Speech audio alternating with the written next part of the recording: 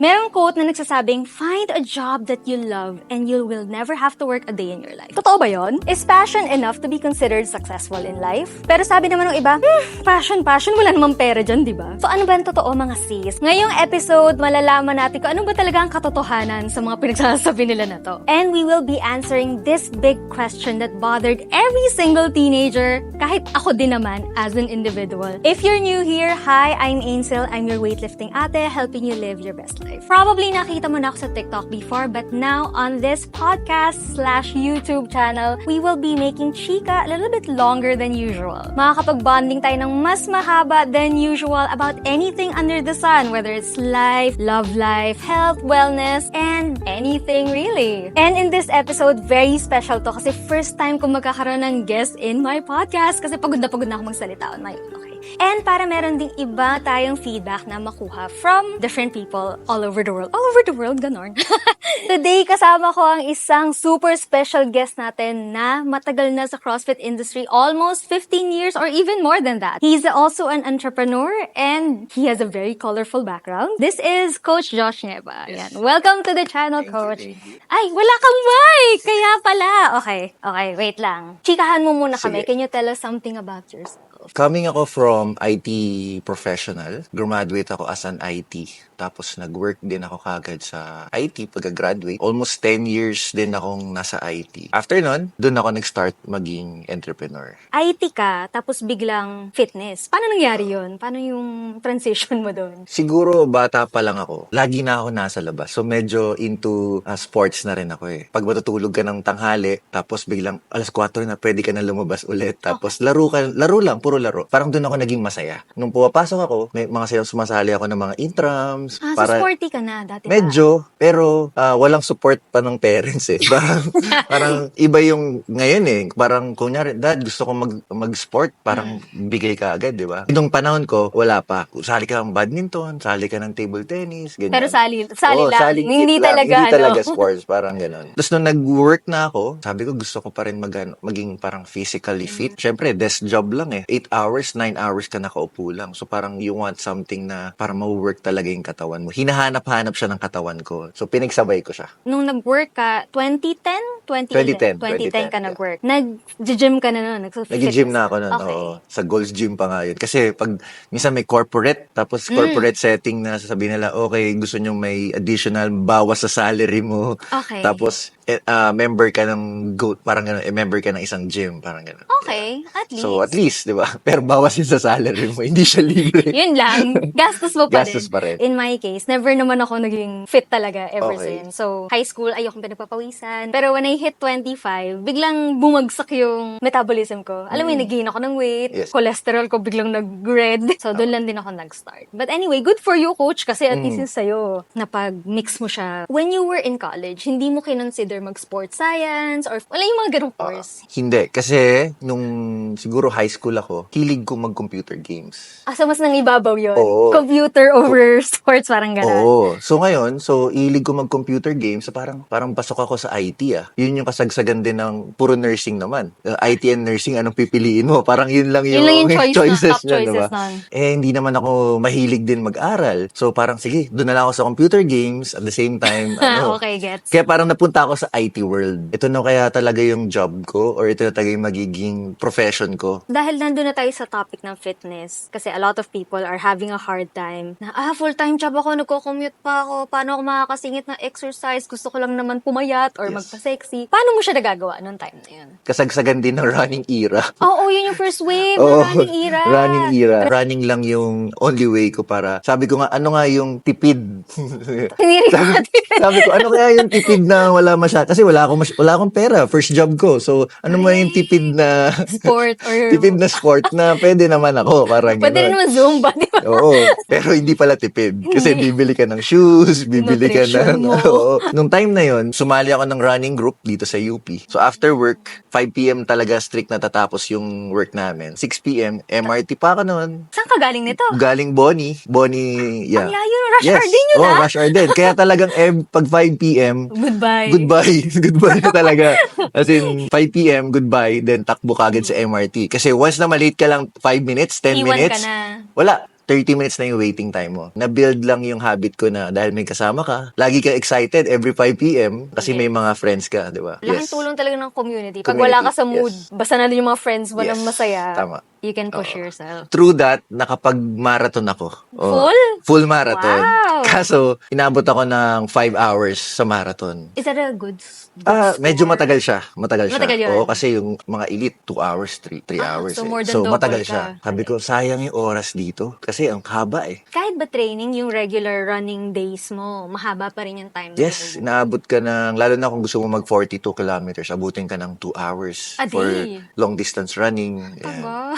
Tagal, di ba? Sayang oras mo. Di, pagod ka na, galing work, di ba? Tapos tatakbo ka pa ng Tatakbo ka ganun. pa. Then, dun ko nakilala si CrossFit. May nagpakilala sa akin ng CrossFit. Pumunta ako sa isang pre-trial class nila. And then, yung workout is just 7 minutes. Oo, 7 minutes of 7 pull-ups, 7 push-ups, 7 box squats, 7 air squats. Sobrang simple eh. Sobrang simple, yun lang. Pero, nung ginagawa ko na siya, ni isang pull-up, hindi ako makaano. So, sabi ko, grabe, 7 minutes, taka isang round lang ako. Oh, talaga? Oo, for 7 minutes. Na-stuck ako sa pull-up. After nun, ko, ito yung feeling na gusto ko. Na 7 minutes lang, tapos ka na. Kumbaga, hirap ka na, pero fulfilled ka. Doon ako nagsimula na hanapin or i-research si CrossFit. Saan ba may malapit na CrossFit? Kaya ako nag-transition to CrossFit. From corporate, highly stressful, I assume. But very nice market, competitive yung salary. Parang ano nag-trigger sa'yo to entrepreneurship, coaching, full-time fitness na talaga? What made you make the jump? May mga nakilala akong group of owners na gusto magtayo ng gym. Kung gusto nilang sumali ako. Sige, sali ako. 2013. Yun yung sabi ko, uy, pwede pala akong magturo or magturo sa mga taong gusto ng fitness. So, ginawa ko, pinagsabay ko yung IT at saka pagiging coach. Pero nung time na yon, panggabi ako night shift or graveyard. Pasok ko 10 p.m. to 6 a.m. Oh, paano yun? Sakto, dahil umuwi pa ako sa Fairview. Malayo yung biyahe, ubos na yung oras ko. So, ilang hours ang biyahe mo nun kung Green Hills to Fairview? 2, 3? Oo, 2, 3 almost 3 nga minsan eh, di ba? Drive na yun? Or commute pa yun? Commute pa lang yun. Oh my Oo, gosh! commute pa lang yun. Nabuti na lang, yung gym na tinayo namin nun, mayroong parang staff room. Pwede ka matulog. Pwede ako matulog. Nasa gym ako, let's say Monday, mag-start yung day ko, punta akong gym, hanggang gabi. Pasok ang 10 o'clock. Pagpasok ng 10 o'clock, babalik ako ng gym after ng office hour, 6 a.m. Doon pala ako matutulog. Doon sa staff room namin, doon ako natutulog. Hanggang around 3 p.m. Paggising na, tuturo na ako ng night classes. Grabe, doon ka na nakatira halos. Doon na ako nakatira. Single pa kasi ako noon. Okay. Kaya parang okay lang. Parang yun na yung naging, condo ko. Di ba? Free lodging. Naging free lodging siya. Pero sabi ko, uy, kaya ko palang pagsabayin. Pero mahirap siya. May time din na parang burnout ka kasi syempre. Burnout yun. You're working 24/7 halos. Oo. Para ma-survive ko yung coaching ko din, because of my salary sa IT, nasusustain ko yung lifestyle ko. Pero yun nga lang, kung titignan mo, pagod ka, puro work. Puro diba? work yun. Puro work. Kahit sabihin mong passionate ka sa fitness, you're still working. Yes. You're still servicing clients, Tama. di ba? Yes. Ilang taon mong kinaya yun? Almost 8 years din. 8 years! Grabe! Kasi 2013 yung gym namin. So, natapos lang. 2020 eh. Committed ka talaga dun sa Yes. ano. So, dun ko nalaman na parang, shucks, meron na, kahit ganitong nakakapagod yung sitwasyon ko. Fulfilled ako every time na meron akong tinuturuan. Titignan mo, burnout siya, pero nafu-fuel pa rin yung ginagawa ko because satisfied ako or fulfilled ako lagi every time na may natuturuan ako. Kaya, umabot din ako ng 8 years. Oh, kasi Di ba? kung if the driving force mo lang is pera, pag pagod ka na, parang, ayoko na nito, hindi na worth it eh. Pera Yes. lang kasi, yun lang eh. Pero if you're driven by a mission, Yes. I would say, to teach, inspire, parang yun yung priceless. Ngayon, to our younger viewers, I'm sure nung bagets ka din, this is a question na napaisip ka din.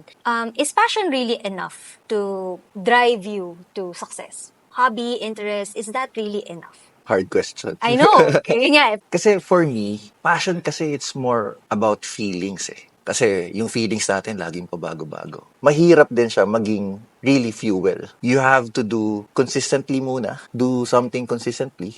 And then, dun mo i-figure out kung yun yung talagang gusto mong gawin or yung dun ka talaga passionate. Or sabi ko nga, di ba, para ma-fuel yung pagtuturo ko, something na satisfied ka ba? So, ang question is, satisfied ka ba sa ginagawa mo? Para magtuloy-tuloy yung what we call passion. We can't say na it's yun lang sapat na. For me then, I agree. Yeah, like you said, passion is feelings. Passion is okay. Para siyang compass where you should go. Ang case ko naman is, ang choice ko nung college was dentistry or journalism communications. Ready na ako mag-sign up for dentistry. Mag-enroll na lang ako. Nag-back out ako. I moved to communications. Passionate ako enough to pursue that na kahit 10 years, 20 years, I see myself doing it. Even if the grind is harder sa beginning. If you work smart and work hard enough, you will see the fruits of your labor Tama. at some point. Kasi ako, tinitignan ko, actually hindi ko rin alam kung passion ba ako sa ginagawa ko, right? Pero nung nag-IT ako, sabi ko napapagod na ako, 8 years na siya. Pero pag ginagawa ko yung coaching, meron akong fulfillment sa sarili ko. Pag binatutulungan ako, may fulfillment ako sa sarili ko. Sabi ko, kaya ko bang i-live yung job ko for this fulfillment na nakukuha ko through coaching? Tapos doon ako nag-start na i-budget yung kaya ba? Pag nawala tong ganitong amount, kaya ba? Smart. Diba? Smart. Oo. So, maraming battles. Hindi lang siya isang taon na pag-iisip. Pag-iisipan mo maigi. Ano yung future mo eh. Itong ginagawa mo, gusto mo ituloy, pero kaya bang i-sustain? 2020, sabi ko, sige, gusto ko na tong ituloy. Pero, nakatulong sa akin yung IT na pagbuo ng sistema eh, para matuloy ko yung passion ko. Pag sinabi mong passion lang, hindi pwedeng yun lang eh. Correct. Kailangan back ka ng structure, systems. Hindi pwedeng parang Oo. Naruto lang na Yes. power of friendship. Oo. Kailangan mo isipin kung yung sustainability ng passion mo. Kaya ako ngayon, na buo din tong gym na to, kasi matinding paghahanda din yung nangyari. So, taon na Taon. preparation Taon niya, ng pag-iisip. preparation. Hindi siya parang epiphany, ready na ako. Yes. Hindi siya ganun. Oo. I agree. As in, I mean, andali kasing i-romanticize on social media, on movies na parang from rags to riches, instantly 180 Yeah. degrees. In movies, it looks great. Parang, wow, nakaka-inspire. Pero in reality, I don't think people understand the real grind Okay. behind it. What were the thought process mo behind it? Did you feel anxiety? Kinakabahan ka ba? Actually, mas challenging yung sa akin eh. Kasi 2020, sabi ko, full-time na ako. Full-time entrepreneur. Commit Oo. talaga. Boom! Pandemic. Actually, no? So, 2020 pandemic. Sabi ko, okay, ayoko nang bumalik sa IT job. Mas challenging siya kasi dun yung real grind eh. So, buti na lang, ang nag-sustain sa akin is yung mga clients ko na nag-online training sa akin. Yeah. Sarado ang gym na Oo. eh, di ba? Bawal So sila, naging committed din sila na mag-training during pandemic. Ako din, mas na-fuel na, uy, kailangan kong tulungan to. Kailangan kong tulungan tong mga taong to kasi pandemic nga, bawal lumabas. So, doon nag-start. Nung simula na nag-open na yung industry, need ko nang gawin yung structure ng business para magtuloy-tuloy to at maging sustainable. Yun na yung go signal mo to start Oo, yeah. the physical manifestation. Pero of your- grabe din yun kasi syempre, depressing siya. Oo. Oh, was it? Talaga? Yes, oo. Kasi hindi mo alam. Isipin mo, isang malaking chunk ng money mo nawala kasi wala kang trabaho, gusto mo mag full-time, sakto pandemic pa. Risky. Risky, sobrang gumalaw. risky, sobrang high risk nung time na yun. Hindi mo alam kung walang nakakaalam kung ano mangyayari Oo. nung time na yun. Pero yung dahil nga may fuel ka, passionate ka sa gusto mong gawin, nagtuloy-tuloy yung pag-aaral ko, research ko to systemize everything. Dahil you mentioned money, let's talk about money. Sinasabi ng mga matatanda is, passion, wala ka na makikitain dyan. Passion ka dyan. What can you say about that? Is it really possible to earn good money if you pursue your passions? Yes, definitely. Mag-earn ka ng good money. Pero, hindi lang siya matatapos to. Kailangan siya ng either trial and error, ng experiences. Ang siguro masasuggest ko, you have to explore first kung ano talaga yung gusto mong gawin. Para malaman mo kung meron bang sense of fulfillment sa'yo. Shucks, ito talaga yung gusto kong gawin for the rest of my life. That's the time na, kaya ba? And then, ano ba yung kailangan kong gawin para magtuloy-tuloy ito? Kasi hindi pwedeng parang, one time gusto mo maging triathlete, tapos sali ka na kagad ng competition. Diba? Kailangan mong pagandaan kung pwede, step by step, bili ka muna ng bike siguro, ng konti, swimming ka, ganun. Parang at least na-feel mo na kung kaya. Okay.